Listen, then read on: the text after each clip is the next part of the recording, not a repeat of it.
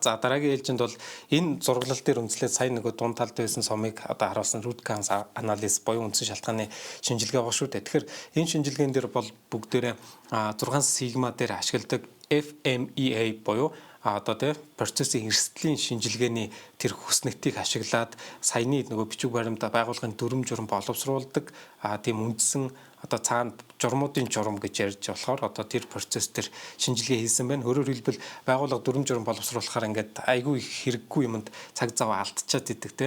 Тэр нь буцаага дагаж мөрдөхгүй болохоор хүмүүс ерөн бичиг цааснаас жоохон одоо тийм зүрхшээсэн байдалтай болцсон байж идэг. Гэтэл бичиг цаасыг бид нар анханасаа ингээд маш хүнд хэрэгтэй үр өгөөжтэй байлгыг гэвэл эхлээд өөрсдөө манай бичиг баримт, манай байгууллага дээр байгаа нийт бичиг баримт ямар учиртай, аль нь давхцаад байгаа, аль нь те сайжрах шаардлагатай байгаа, аль нь бүр ингээд хасагдах шаардлагатай байгаа юм бэ? Яаж өөр хоорондоо давхцаж уялдаж холддог юм бэ гэдэг тэр одоо зохицуултыг хийх шаардлагатай болдог. Тэгэхээр тэр зохицуулт нь бол одоо түрүүний бид нарын харуулсан журам боловсруулах, одоо шинжлэх сайжруулах процессын зураглал дээр ярьж байгаа. Тэрний зураглал дээр байгаа алхмуудыг энд бол ингээд задлаад оруулсан байна. Энэ дэр жишээ болгоод нэг алхам дээр нь одоо жишээ татаад бичсэн байгаа нь баримт бичиг боловсруулах даалгавар авах буюу нөгөө түрүүний бид нарын онцолж ярьсан тэр хэсэг дээр энийг ярьж байна. За тэгэхээр энэ дээр яг юу харагдаж байна вэхээр эхний одоо баг нь бол одоо ID байна. За хоёр дахь баг нь болохоор процессуудын алхмыг бид нар бол харуулж байна.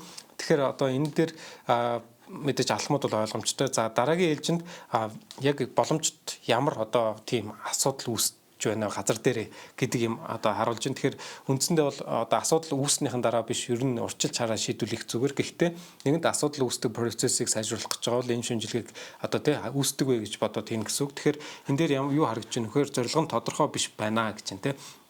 Өөрөөр хэлбэл бичиг баримт боловсруулах гэхээр нөгөө бичиг баримтыг ерөн яах гэдэг юм одоо нэг сертификат авах гээд боловсруулаад байгаа юм уу эсвэл асуудал шийдэх гээд байгаа юм уу эсвэл даргын зүгээр тушаал юм уу яг тухайн боловсруулж байгаа багийнч гэдэг юм уу яг гишүүн бүрэн нэгдсэн ойлголттой биш харилцсан өөр ойлголттой байдгаас ингээд зорилго нь тодорхой биш байдал үүсээд тэр бичиг баримтын нөгөө ирээдүйд бид нарт өгөх ёстой өгөөжнөөс ингээд хасагдаад жоохон ач холбогдолгүй болоод хувирдаг. Тэгэхээр ийм асуудал яг газар дээр энэ алхмаас үүдэлтэй энэ алхам дээр үүсэж байна. Тэгвэл энэ алхмыг одоо тий хэрэгжүүлээд энэ асуудал үүснээр ямар нөлөөлөл дам нөлөөлөл гараад ийнө гэдгийг энэ дараагийн баганд харуулсан байна. Тэгэхээр хэрэгждэггүй бичиг баримт боловсруулах одоо гэж цаг заваа үрж дууснаа. Өөрөөр хэлбэл хүмүүс нөгөө бичиг баримтаас зөрчсөн гэд зөрчшөдөг болсон байдгаа гэдэг түрүү ярьчихсан дээ. Дараагийн ээлжинд бол үндсэн шалтгааны шинжилгээг хийсэн байна. Тэгэхээр үндсэн шалтгааны шинжилгээг бол хийдэг хэд хэдэн одоо арга техникүүд чанарын удирдлагын чанарын менежментэд байдаг. За Ишико диаграм гэж байгаа 5 яагаад арга гэж байгаа. За энэ дээр бол миний хувьд 5 яагаад аргаар зүгээр жишээ болох гээд энэ бичлэгэд зориулаад ингэж хийж үзүүлсэн байна. За ингээд харуул одоо түрүүний эхний багантайгаа холбогдно гэсэн үг. Зорилго тодорхой биш байх нь өөрөө юунаас үүдэлтэй юм бэ гэж байна. За нийт давхраг мэдээлэл дотмог байхаас зорилго одоо тодорхой биш болдгоо гэж байна. За тэгвэл яагаад мэдээлэл дутмаг байгаа юм гэхээр хоёр дахь давхраг орж ирээд харилцан ойлголцоогүй байдаг. Тэгвэл яагаад харилцан ойлголцоогүйгээ гурав дахь давхраг орж ирэхээр тайлбарлаж чадаагүй нэгэндээ те.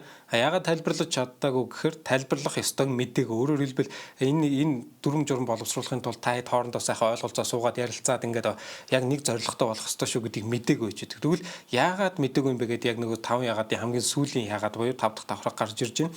Тэгэхээр энэ дээр юу гэж хариулж байна вэ гэхээр тодорхой мэдээлэл эсвэл дагаж мөрдөх заавар байгаагүй буюу байгууллагад бичиг баримтыг ямар төвшөнд ямар стандартын дагуу яаж багаар ажиллаж боловсруулж гаргаад тэр нь буцаагаад байгууллагад ямар үр өгөөж өгөх ёстой байдгийм бэ гэдэг тийм одоо ямар нэг сэжүүр дохио дагаж мөрдөх тийм одоо тий ядаж хүнний зааварчилгаа байгаагүй. Тэгээд ер нь нэг иймэрхүү ганц бичиг баримтын журамч гэдэг байгууллага төр гарч байгаа нэг алдаанууд нь маш энгийн нэг ийм жижиг зохицуулт хийгээгүйгээс үүдэлтэй алдаанууд ингээл байн давтагдал гараа яваад байдаг. Тэр нь тэгээд ихэнх хүмүүсийн бас одоо нурууг авчирсан байдаг шүү дээ. Тэгэхээр энэ бол одоо хариу нь бол тодорхой мэдээлэл эсвэл дагаж мөрдөх заавар байгаагүй гэдгээс гарч ирж байна. За тэгэхээр энэ шинжилгээний аргачлалын дагуу дараагийн ээлж тэгвэл энэ асуудлыг те одоо энэ зорилго тодорхой биш байгааг яаж шийдэх вэ гэхээр үндсэн шалтгааныг бол одоо арилгаж шийднэ. За үндсэн шаардлагыг арилгаж шийдэхин тулд одоо яг яаж энийг хийгээд байгаа юм бэ гэдэг нэг өдрөөний дөнгөж сая ирсэн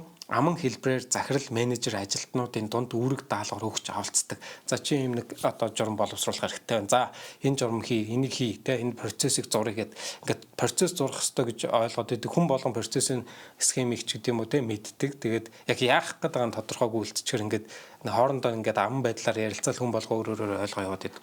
Тэр нь ингээд ийм одоо одоогийн байдлаар аман хэлбэрээр явдаг нь асуудалтай байж болно гэж харагдаж байна те. Тэгэхээр за энэ 5 ягаад энэ 5 дахь давхрагтайгаа холбогдуулаад ирээдүйд тэгвэл одоо те энийг яаж засварлах вэ? Яаж энэ одоо те үүсэж байгаа гацалт энэ үүсэж байгаа асуудлыг шийдэх вэ гэхээр бичиг баримт боловсруулахын өмнө авч хэрэгжүүлэх бэлтгэл ажлыг тодорхой болгож маягтаар зохицуулах гэдэг ингэж тусгасан байна. За тэгэхээр ямар маягт байж болох вэ гэвэл бүгдээрээ буцаад за энэ дээр очиод хараад үзье. За энэ дээр бол миний харуулсанчлан хэд хэдэн одоо зүйлүүд байгаа. Энэ дээрээс би энэ жишээг авч үзье. Тэгэхээр байгууллагын дүрм журам гэдэг бол нэг энэ хэмжээнд гарч ирэх ёстой. Тэгээд энэ хэмжээнд гарч ирэхийн тулд бол тодорхой тийм аргачлалаар энэ дүрм журмыг гаргаж ирвэл зохино тийм. Тэгэхээр энэ дээр гаргаж өгсөн одоо нэг юм нь болохоор юу вэ гэхээр ер нь бичиг баримт боловсруулахад журам боловсруулах даалгавар гэдэг юм өгчөө. Тэгээд бичиг баримтын зориулт нь юу ахын ямар үндслээр боловсруулж байгаа шийдвэр одоо боловсруулахыг яг одоо холбогдох хүмүүс нь дэмжиж байгаа мó удирдлагууд нь дэмжиж байгаа мó гэх зэрэг ийм байдлаар ингээд хийгээд өгөө гэдэг ийм одоо маягтыг бол энэ жишээн дээр ингэж оруулж ирсэн байна. Тэгэхээр ер нь бид нар одоо тодорхой юм асуудлыг юм маягтыг бас нэвтрүүлснээр шийдэж болж байна. Хэрвээ одоо бичиг цаас гайгүй дагаж мөрддөг байгууллага байх юм бол тэгэхээр яг яаж шийдэх гэдэг нь бол тухайн байгууллагын соёл моёл гэдэг өөр бас бусад хүчин зүйлстэй ингээ холбогдоод явцдаг учраас энд харуулж байгаа жишээ бол зүгээр нэг жишээ. Тэгэхээр байгууллага болгоны жишээн дээр одоо хамтарч ажиллаад тэрэн дээр ингээд одоо тодорхой яг тохирсон шийдлүүдийг гаргах шаардлагатай байдгаа гэж ойлгож болно.